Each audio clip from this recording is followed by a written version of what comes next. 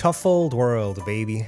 If you're not bolted together tightly, you're gonna shake, rattle, and roll before you turn 30.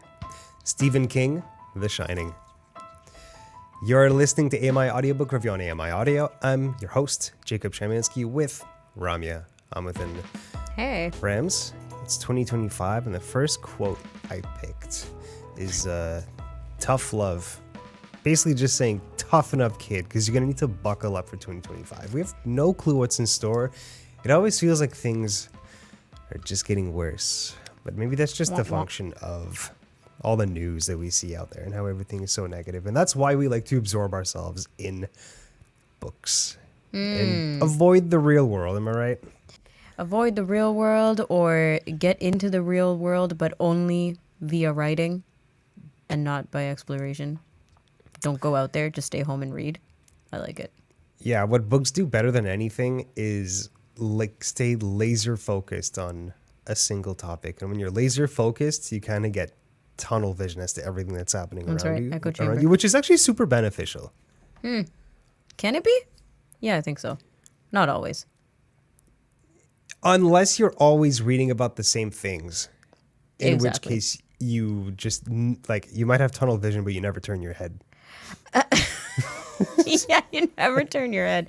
Yeah, and also like the escapism is great for, over the holiday moods. Like I watched or listened to or read nothing too serious and too provocative over the holidays. But then January hits and you're like, okay, now it's like real life again. Real life reading. So we're not alone. Today we obviously have a guest who's with us. We have Karoline Bourdeau joining us, one of our favorite book club members and a repeat customer? No. What's the Client? Client? No, that's not it either. Contributor. Consultant. Consultant on AMI Audiobook Review. But it's been a while, Karoline, since we've had you on. How are you? Good. How are you? Good. I know that doesn't mean that you've stopped reading. You've definitely continued to read all the time. Oh, yeah. Yeah, exactly. Doesn't stop. Yeah. So it's we're recording this on January 2nd. How was 2024 for you in reading? Have you been doing a little, even leaning into a specific genre? Like, how you been feeling? I have been reading a bit of everything. I looked at my Goodreads page on the 28th, and it told me that I had a goal of 111 books, and I was at 118 or 120 or something. Just a little. So I surpassed over. my goal, and it was a bit of everything. I did a lot of trash reading. I did a lot of substantial reading. I find that my mood varies, but I'm also a member of many book clubs, which keeps things fresh, so I don't fall into a cycle of just reading one specific kind of book. So I would say I read a bit of everything. Okay, so you mentioned you had a reading goal for 2024 and that you hit it. Let's start there, because this episode is kind of a look ahead at 2025 in audiobooks, and it's around this time, start of the year, that people are coming up with their resolutions and their reading goals for the year. What do you get by imposing yourself a reading goal like that? Do you find it benefits you in any way? Like what drives you to put that on yourself? I don't do resolutions, but I am very goal oriented, and I like to set goals for things that I'm doing, and that I find that it's nice to track how much I'm reading and what it is I'm reading. So that's why I do the goal thing. It's just for my own interest. It also helps me go back and, did I read that book or not? When did I read that book? True. Keeping track. I've been reading a book, James, and it's the retelling of Huckleberry Finn. But I was like, when did I read Huckleberry Finn? Did I even read Huckleberry Finn? But I read it when I was in school, so I'm sure that was a long time ago. and I'm having to remind myself, like, what was that about again? And the thing is, too, keeping track is definitely part of it, but how disciplined are we at logging is another thing. Because I think, like, well, for you, you've read over 100 books last year, so it was just continuous. But if you go have, like, spurts of a lot of reading and then not so much reading, then you kind of have to backlog and make sure you're keeping track. Like, how often do you actually go into your Goodreads and check how well you're doing and diversifying and all that? For me, it's like a weekly thing. Like I find Damn. myself doing it all the time. So Good for you. Well, I've heard that people find it satisfying. It that when is. you It finish is. it. Well, not I heard. I know for a fact that it's so satisfying to add to your list of read books and you see it tick up one.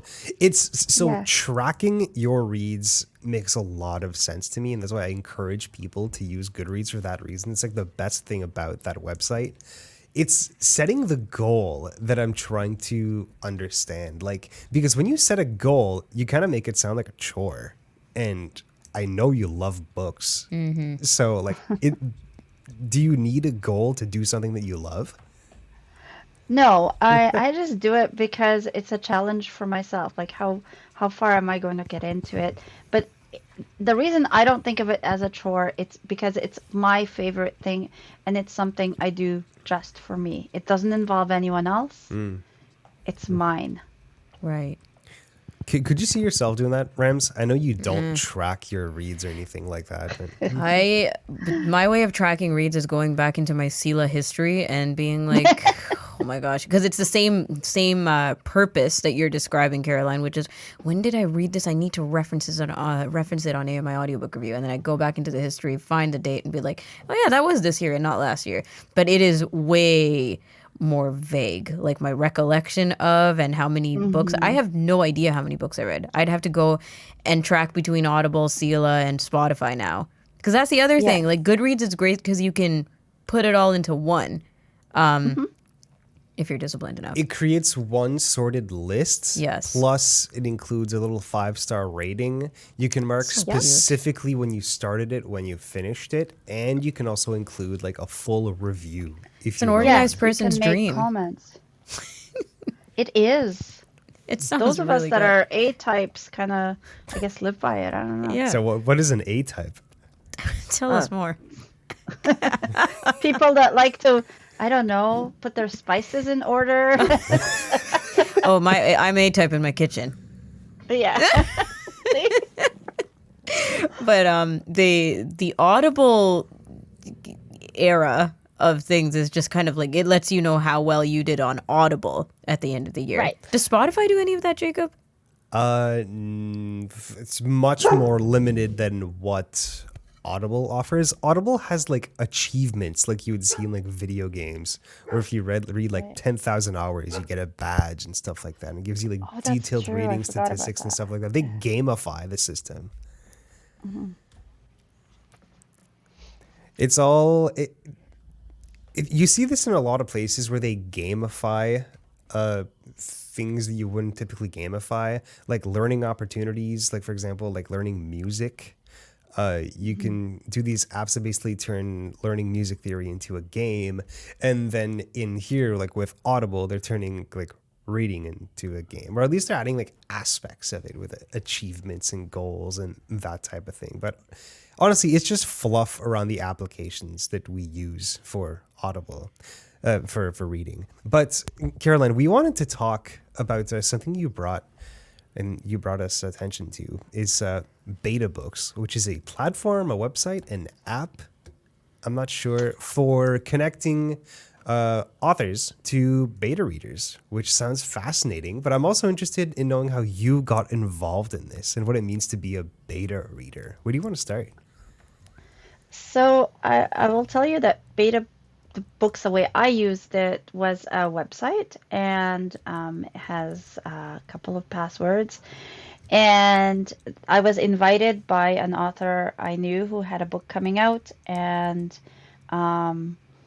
she had invited some of us to comment on her edits and on her draft. And so the page is divided into like the portion that is actually her text, and then there's a comment section for you to make on her text, and you can, make suggestions, or you can tell her to take something out or whatever, and she could actually respond. So you actually have a conversation Wow, that's really with the cool. author as you're going, and hopefully that helps them with their editing process.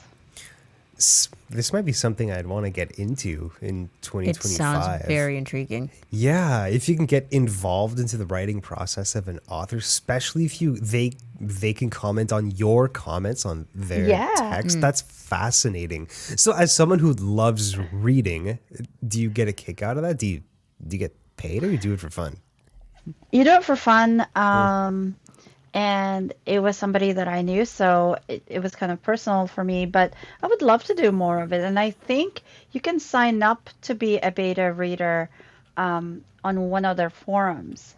And I've not done that, but it might be something, I will do as I have more time. Haha. So, yeah.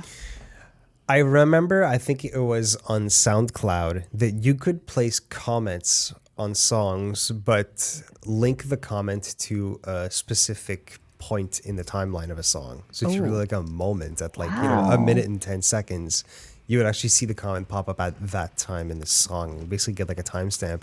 It seems like that's what's happening with BetaBooks, because It's like writing in the margins, right? Yeah, you sort of write in the Yeah, that's margins, exactly right? what it But then is. you also Yeah. see the author's response to comments in the Yes. margins as well, which I think that's the most brilliant thing. So, like, what kind of comments have you given to authors? Like, this sentence really doesn't help if you just add one word to the previous sentence and then just take this one away. You've said you've said the same thing but with less words, or I really think this is a very strong idea, but I would change this. You can get as technical and into the weeds as you want with them. Is there a lot of engagement on the site already? Yeah. Like, how Yes. big is BetaBooks? It feels big to me. I don't know. I just had the one experience, and like I said, I'm looking forward to trying some more. See, that's the funny thing with websites, is that you never can really get an idea of how much traffic it's getting. Even if you see like view counts and stuff, it doesn't feel real, right? So even if a website has tons of traffic, it just feels dead. Until it gets It's not like endorsed, walking right? into a room. And Yeah, totally. Yeah.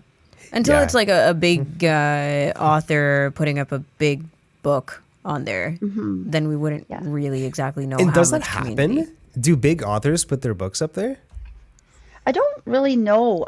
Like I said, I think it's more people who are looking for feedback from people they know is what it felt like. Like it felt like extremely personal. But I would imagine that all kinds of authors do it. I know I've heard it referred to in books, and I've heard it referred to in other author forums. Okay, well, it sounds really interesting. I think that there's a lot of potential in stuff like this, especially now, because people are building all kinds of community, right? Like not just with books, Yes. but the community building is feeling very real and very deep. The other side of me is always wondering, like, how can it get negative? Because it's, it's social media, it's this kind of thing. It's direct interaction with other human beings. So there's always a part of me that's like, when does the other shoe drop? But for now, it feels like good potential.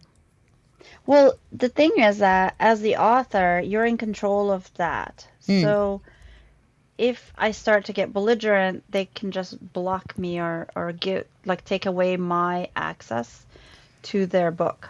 Yeah.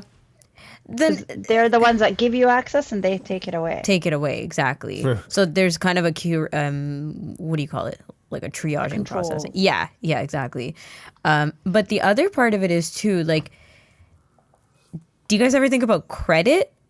Like if you have one editor or a group that you're working with, that's one thing. But when you start putting up stuff for like public sourcing and open sourcing, what happens with credit? In this case, you're basically crowdsourcing the editing process. Yes, Unless that's you, right.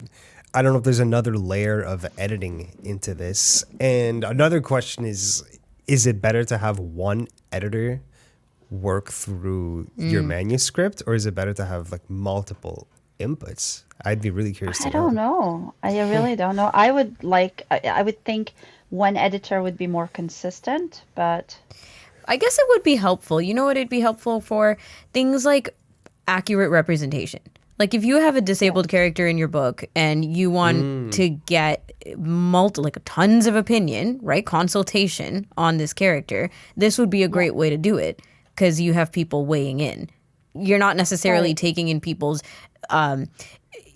insight on how the dialogue is going to be or this or that, but you're getting representation input. Just subject matter experts too. Yes. If you have a book that involves, volcanoes, like you could reach out to volcano enthusiast communities and be like, hey, who wants to help me out on this book? Here's my link to my BetaBooks page, that type of thing. yeah, exactly.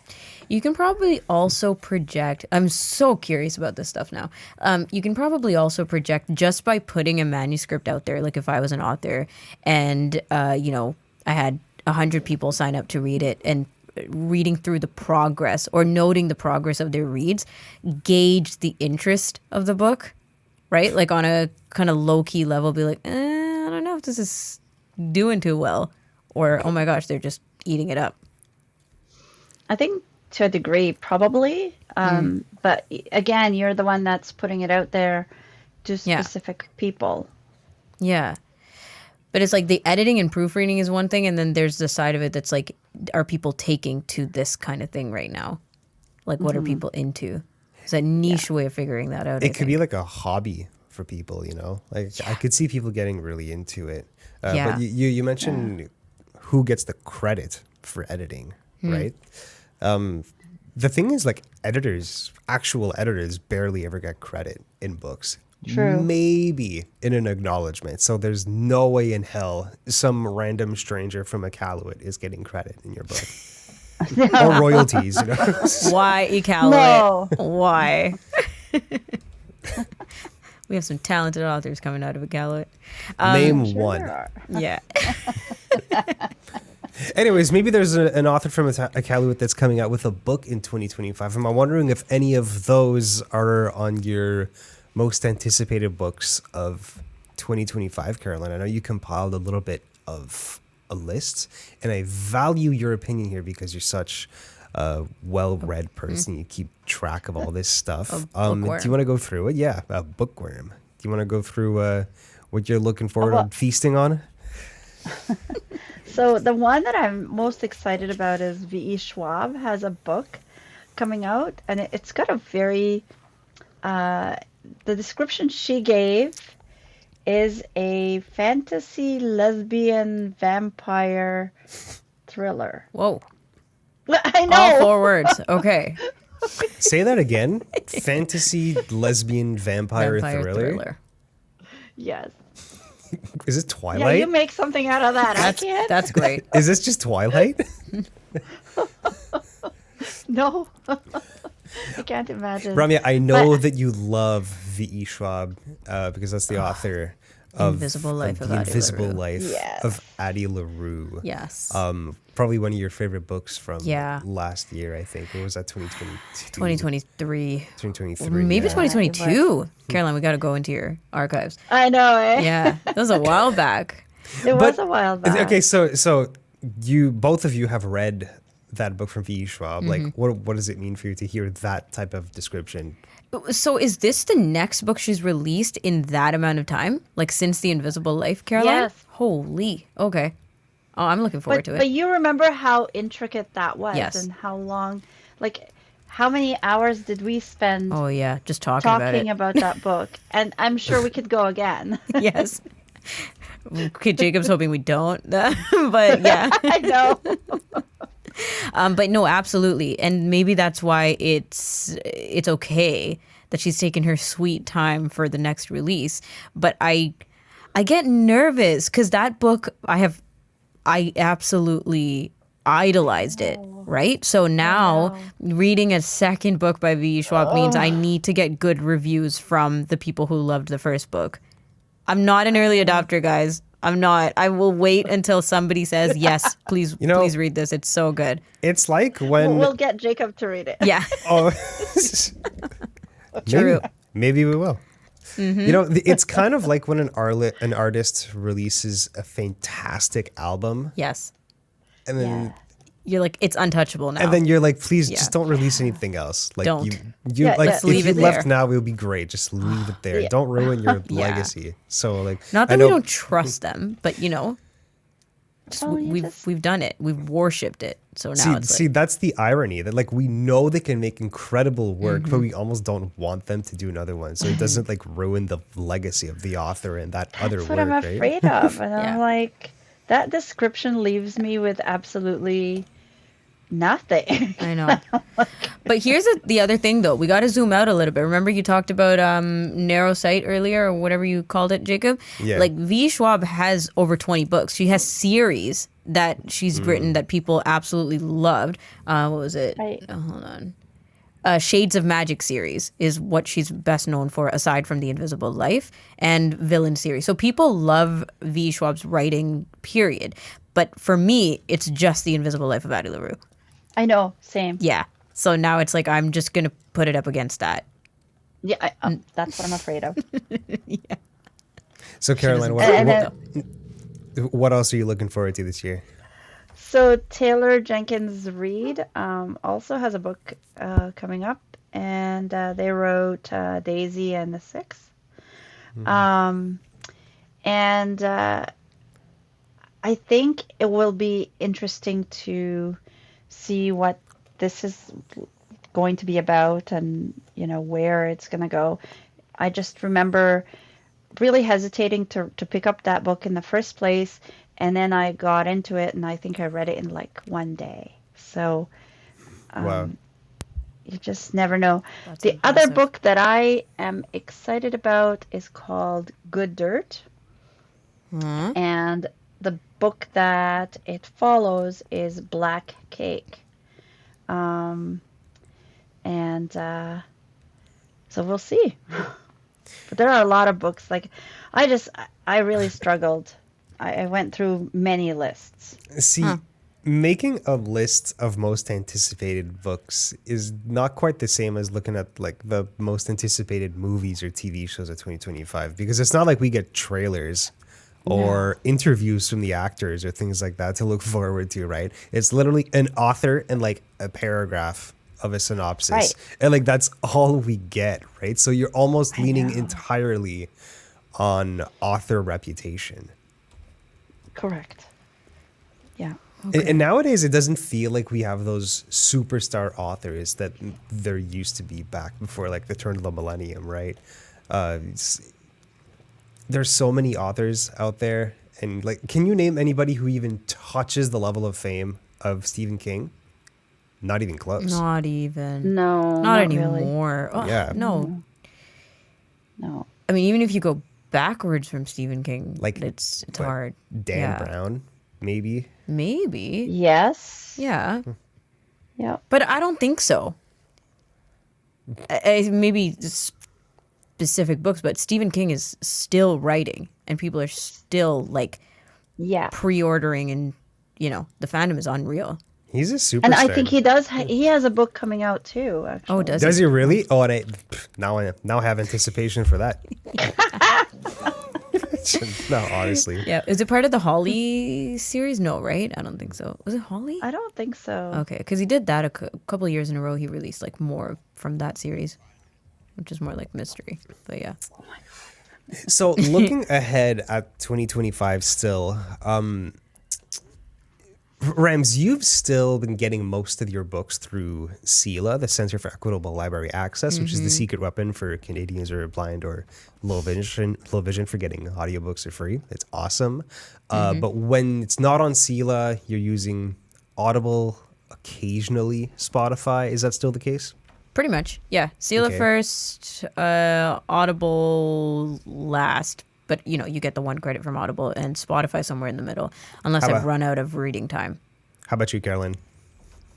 I go Sila, then I go Libby. It's a public Right, library. yes. And then I look into Audible. Okay, the reason I'm asking is because I wanted to point out that Spotify had a fantastic year in their implementation of audiobooks in 2024. Before they did their entry in the industry, Audible had a nearly 100% share of the industry. It was completely untouched, no competition. Spotify, as of recording this now, has an 11% share of the industry.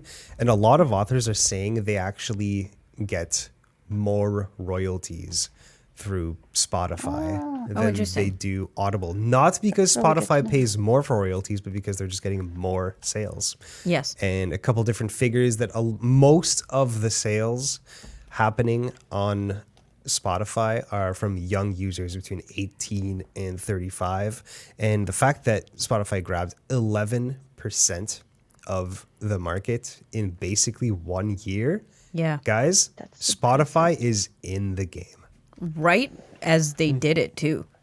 Like, remember when we first started talking about, oh, Spotify is apparently giving us audiobooks now. Yeah. Wonder how that's going to be. And, like, from when they hit the ground running, it's just been success. I have noticed, though, they have sneakily cranked up their prices. You're now paying for a 2-person family plan or dual plan, whatever they call it, the same amount you used to pay for a 6-person family plan. Yeah, so yeah. So my projections have also been correct. Also, you still only get the 15 hours of audiobook listening a month, which means there's a lot of fun And then ways they can Any charge you. additional hours you need to pay Pay for for. yourself. To pay for, yeah. And it's quite expensive. And, you know, there's a lot of books that are above Yeah. 15 hours. And a lot of people read more than one book per month, too. Yeah, that's why I was wondering if Audible is compensating by doing more, like giving more deals out or anything But like think that. about this, like a print book that you would buy brand new, you know, like be that a hardcover or paperback, you're not paying $15 for it. It's almost certainly going to be more than $15. Sure. But you keep How that is it book. even possible that an audiobook is valued less than $15? It shouldn't be, but it's a totally, in my opinion, they're just apples and oranges now. Like streaming is just not the same as buying and holding on to and collecting a physical book. We just don't live in that kind of a time anymore. You own nothing. You're That's paying right. for temporary use. Yep. Yeah. I mean, I really don't care too much about owning an audiobook personally, Sure. especially considering it's like a physical object. Like I'm Yeah. not touching this thing. I don't care that it exists on like a hard drive somewhere. Like No. it doesn't. And if you're do anything rereading, for you just me. go back and download Get it it again. again. Yeah. Yeah, exactly. But I totally understand that like it is frustrating that we're getting to a point where you don't own anything. Everything is a subscription, and you don't Yeah. own. It's harder anything. on It's our getting- bank all accounts, all I I'm think. saying is I think Spotify is, yes, it's more expensive, but they're just like valuing audiobooks at the price that they should be valued at. I would never say that something should be more expensive. Like it's just I value this industry. I value the craft of recording audiobooks, of all of this. I Fair. just really care about it. Yeah. But you get so many more plays than you do sell physical books now, right? You know, another bonus with Spotify is that the discoverability of books using Exactly. algorithms is very, very good on that platform, especially that it's kind of become just a catch-all for all audio content, podcasts, music, audiobooks. It's just a good place to discover new content. And It's they all out can there. base your audiobook suggestions on your podcast listening. What you like. Yes. Yeah, exactly. It doesn't matter what kind of media. Caroline, any final thoughts before we wrap up this, intro to 2025 in audiobooks? Yeah. No, just that there's a lot of good reading. Coming our way. And Keep track on Goodreads. You'll bet, though, you will be keeping track of it on this show, not just Goodreads. I hope you guys stay tuned for the rest of your year. We have lots of cool stuff planned, a lot more reviews, author interviews, fun guests, recommendations, that type of thing. We love this show. We're going to keep doing it. Karoline, thank you so much. Thank you. Rams, thanks. I will talk to you next time. Chat in a bit. That was Ramya Amathin. She's my co-host on this show, and that was our guest, Karoline Bourdeau. She's one of our favorite book club members. That's it for today's episode of AMI Audio Book Review. Make sure that if you're watching on YouTube, you subscribe to the page, and if you're listening on podcast, you follow us there as well. We release 2 episodes per week. We hope you tune in for those. I'm Jacob Szymanski. Have a good one.